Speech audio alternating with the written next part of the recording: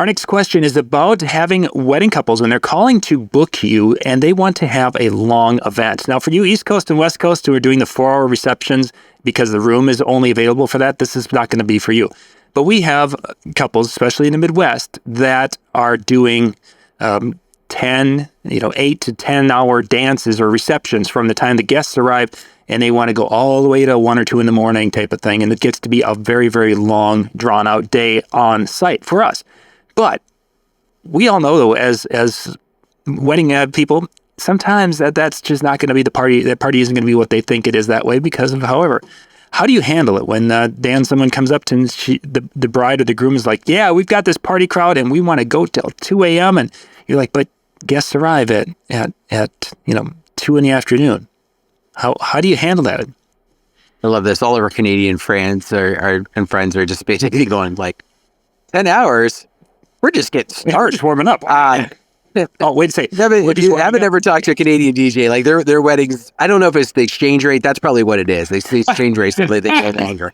But no, in all seriousness, what I really try and talk, anytime I have someone that even reaches out for like 6 hours, I'm like, let's kind of put some perspective on this, right? Like, if we get through everything, you're still going to have some amount of time for dancing.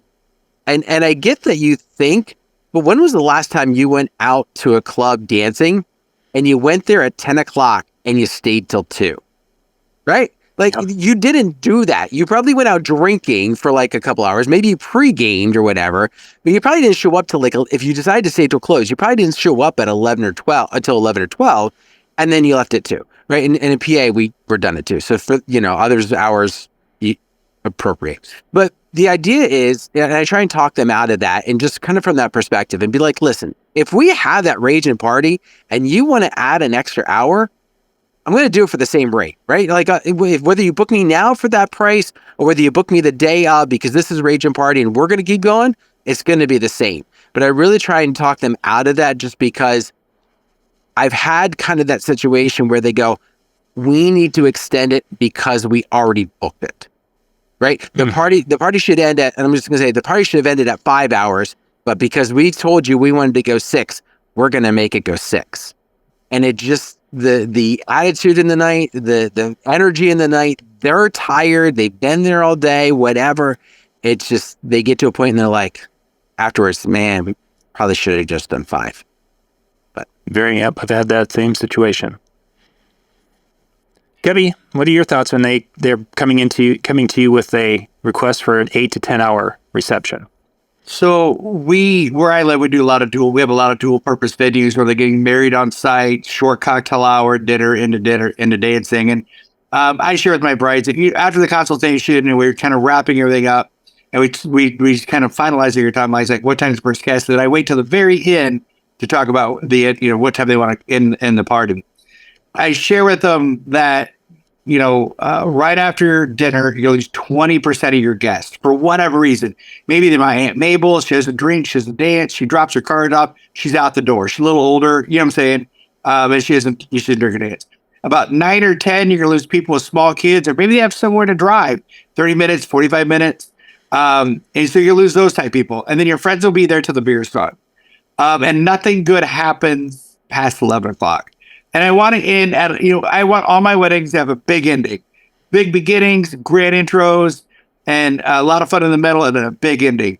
And I said, I don't want 3 people drunk on the dance floor singing Don't Stop Believing. We want to have everybody on the dance floor singing Friends in Low Places or Piano Man or whatever.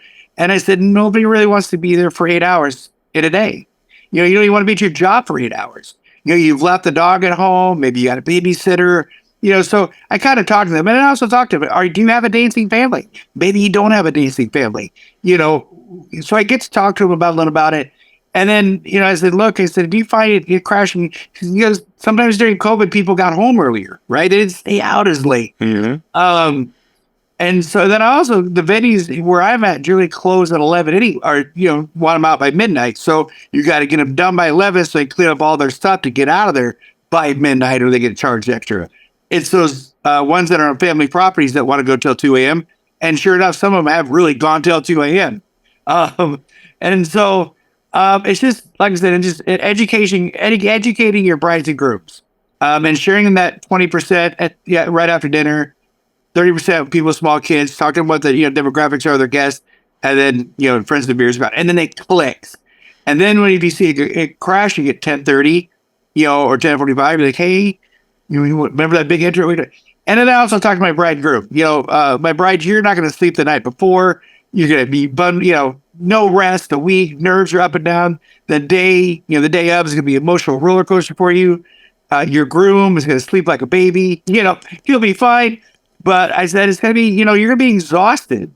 And they're like, yeah, so I get a lot of you're right, near the end, and you nailed it, type thing. So it's just basically being that resource for your couple. Tell them that you want the best party going to be walking out of there. Always leaving that one more song, wanting more. And then when they buy into that, it makes it a lot easier to let it end when it needs to end.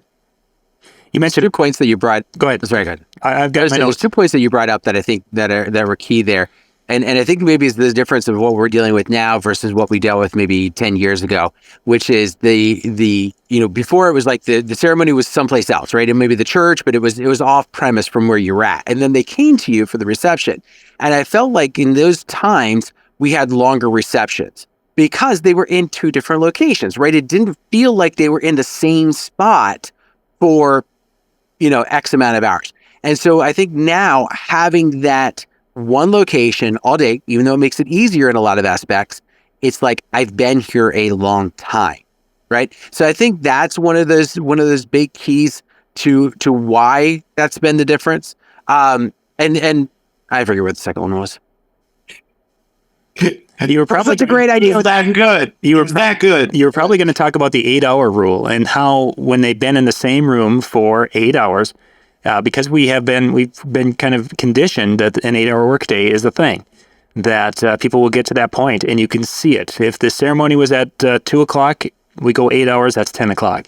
That's when you're going to lose that last 50% of the crowd that's still there at 10 o'clock. They're going to fall fast, and you're going to be down to that last group of people. And that's a legit big thing. I mean, if you've done weddings long enough, unless you're in Canada, you see that is a legitimate thing.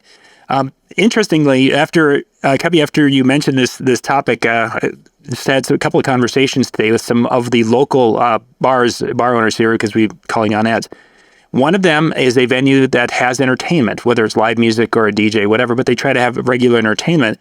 And I was looking at their timing, their schedule. It used to be that entertainment in a bar was, in our area, was like 8 to midnight. And then they would do one more, and then it ends up at 12:30 because 1 o'clock is Minnesota shutdown time. And I was looking at that, and it's like, wow, you're going 7 to 10, maybe 11 o'clock with some of the larger, the semi-larger acts. And then they'll do a bigger act, once a month or something to that effect that goes until midnight. Otherwise, most of these, they've got more acts that are done by 10 o'clock than they do that go beyond 11 o'clock on their schedule. And he's like, yeah, that's just the way it is that people, you get to 10 o'clock, they'll come out, they'll have supper, they'll be like root and ready to go, and they'll have a great time from 8 until like 9:30.